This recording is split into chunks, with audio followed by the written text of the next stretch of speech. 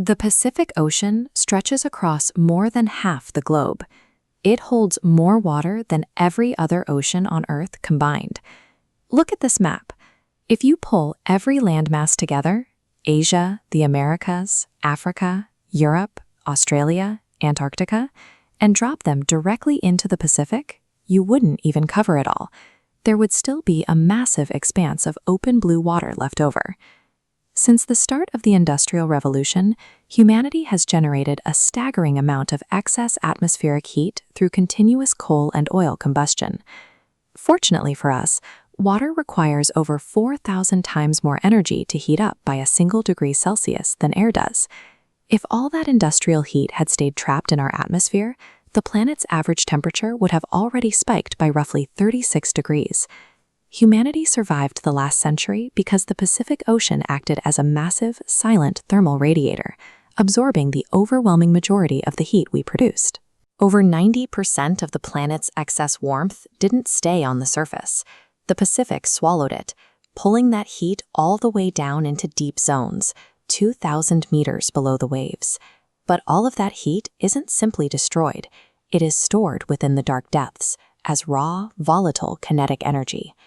Sophisticated monitoring networks, utilizing equipment like the sensors on this floating yellow buoy, are registering sharp temperature spikes expanding within these deep ocean zones. The Pacific is reaching its capacity as humanity's heat sink.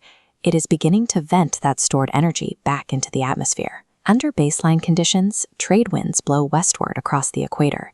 They pile up sun-warmed water near Asia, pulling cold, deep water up off South America. Then the system collapses. The winds weaken, and the massive warm pool violently sloshes backward, surging east into South America.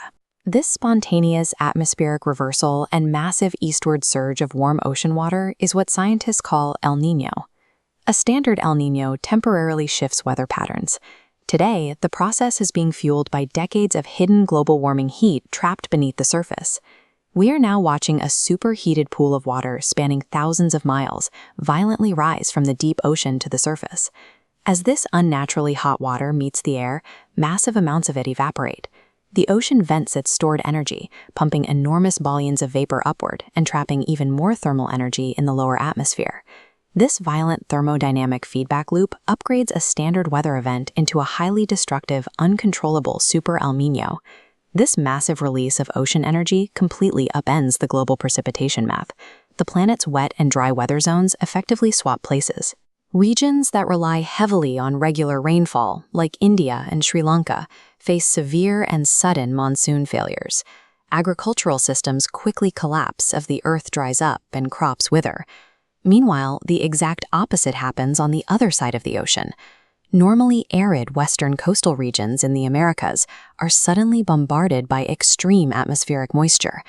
That excess moisture unleashes catastrophic storms, triggering flash floods and massive landslides that completely overwhelm local infrastructure and submerge inhabited communities. A Super El Niño physically relocates the planet's freshwater supply, triggering these climatic shifts with devastating suddenness. We have a baseline for this level of destruction: the 1997-1998 Super El Niño, an event that inflicted billions of dollars in global damages. Modern satellite measurements show that subsurface ocean temperatures are now rising significantly faster and across a much broader area than the buildup to the 97 event. The sheer velocity and scale of these deep ocean temperature shifts are actively overwhelming current climate models. Scientists simply cannot predict exactly how severe the fallout will be. The Pacific can no longer silently mask the scale of our emissions. Frequent, devastating Super El Niños have become the violent baseline of our warmed planet.